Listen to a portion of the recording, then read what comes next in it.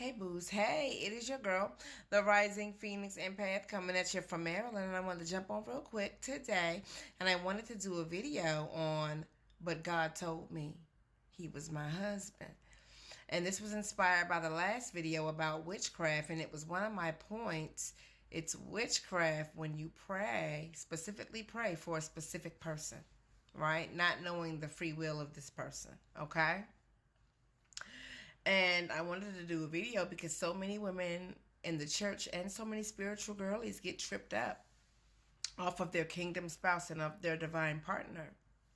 And while I do believe in these things, I believe in divine partnership. I believe in destiny as it pertains to soulmates. I believe in these things, but I don't believe that God is telling all of these women that who their husbands are. I don't believe that.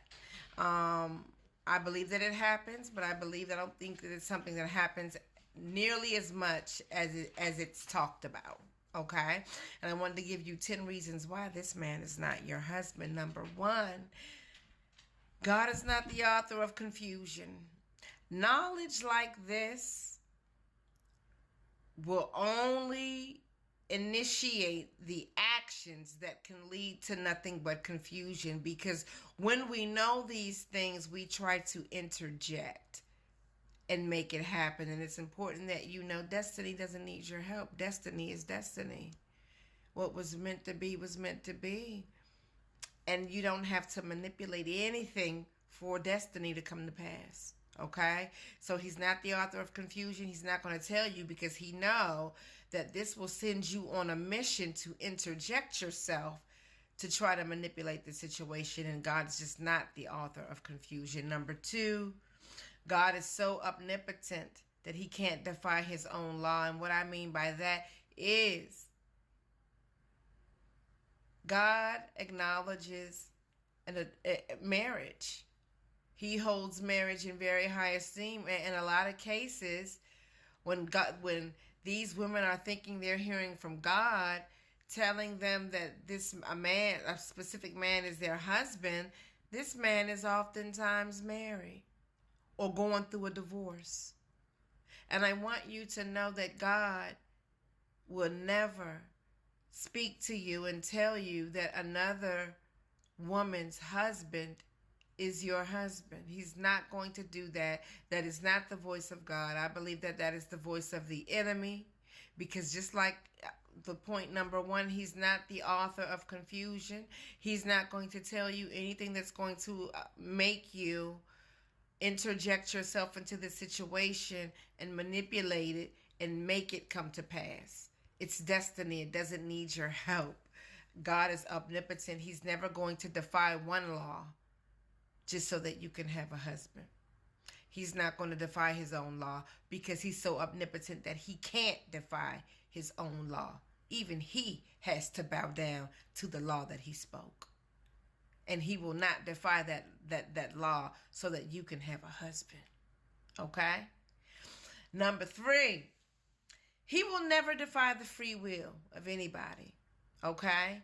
So he's not going to tell you that somebody is your husband and this man doesn't want you to. And in most cases that I've seen, these women are being told by something that a specific man is their husband, and this man don't know them. This man ain't attracted to them. This man has no interest in them whatsoever. And I want you to know that God does not force his will on anybody. We've all been given free will to choose. And that man is not going to choose you. If he does, it has to be because he wants you. He's not going to choose you just because you say, God told me you was my husband.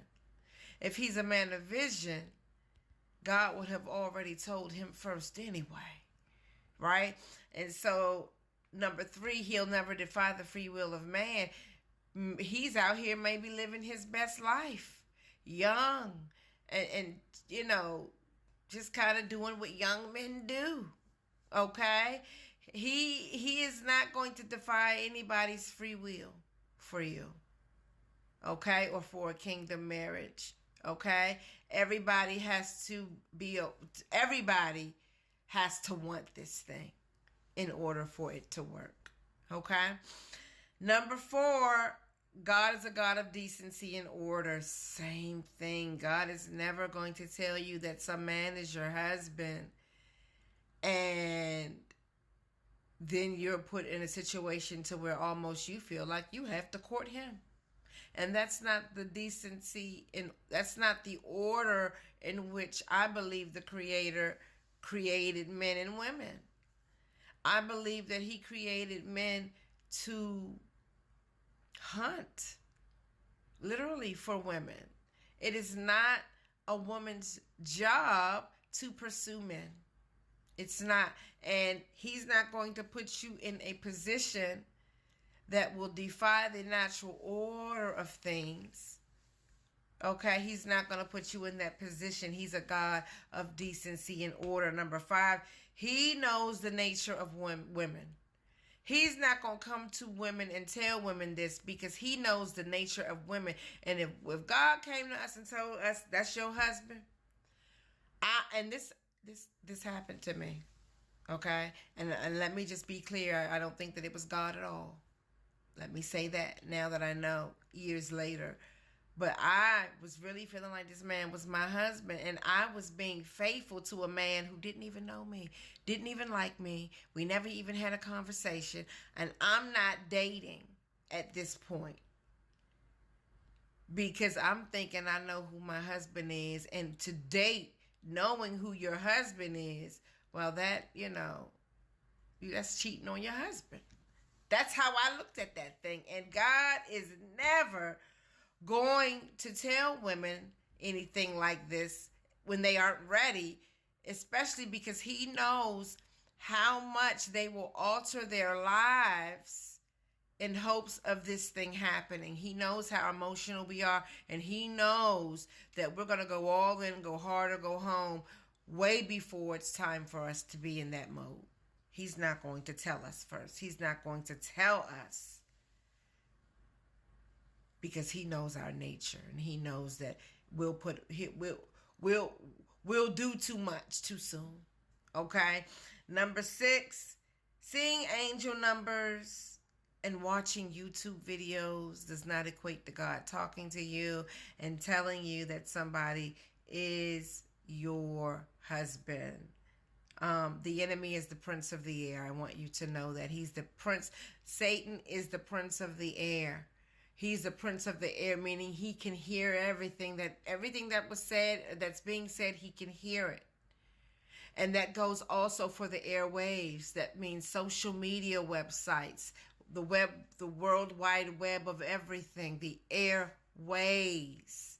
He is the prince of those things. And so he uses those things also to confuse his sons and daughters. Okay? So the enemy is the prince of the airways. Okay? Number 7, most people aren't tapped in enough outside of the habitual things they do that differentiate them as Christian.